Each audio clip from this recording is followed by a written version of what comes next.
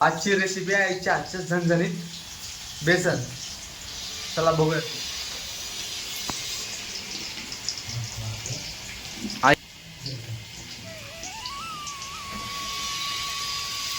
तिच्या मोहरी टाकून घेतली तेलामध्ये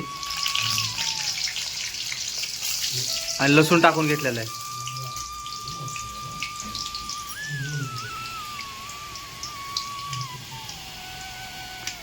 मीडियम गॅसवरती याला आता परतून घेते.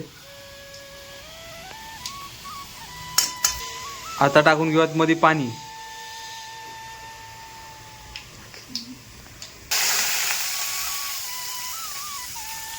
हळूहळू पाणी टाकून घ्यायचं.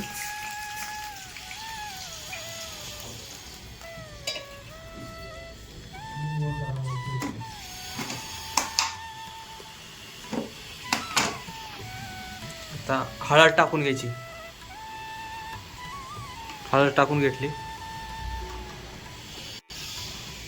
लाल तिखट टाकून घेतले. तुम्हाला हिरव्या मिरची करायचं असेल हिरव्या करू शकता. आता सध्या आपण लाल तिखट टाकून घेतले.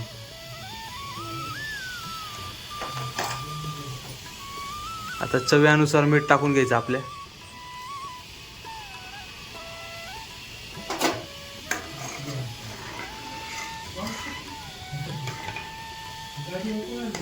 आता आलेली याला उकळी. इकडे एका छोट्याशा प्लेटमध्ये आपण बेसन काढून घेऊयात. आता आलेले उकळी. आता याच्यात बेसन टाकून घेऊयात. बेसन टाकता वेळेस हलवायचं त्याला, म्हणजे मध्ये काय असे गाठ्या होत नाहीत. चांगला हटायचं त्याला गर गर गर.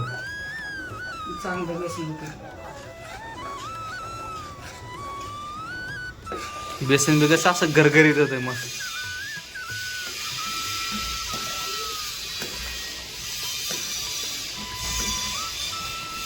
या आईच्या पद्धतीने बनते बेसन आणि एकदम मस्त होते. आपली गावरानी पद्धत आहे. गावरानी बेसन आहे मराठवाडा स्पेशल. आणि तुमच्या इकडे कसं करते कमेंट मध्ये नक्की सांगा. पुढची रेसिपी कोणती बघायची ते पण सांगा.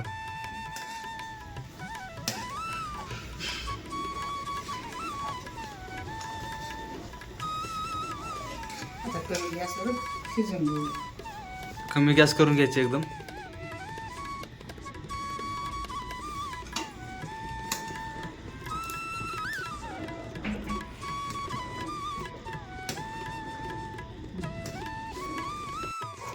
आता बघा बेसन कसं आलंय. आता उकळ्या मारते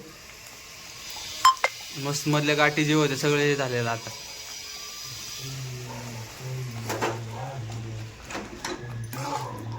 आता आपलं बेसन शिजलंय हे.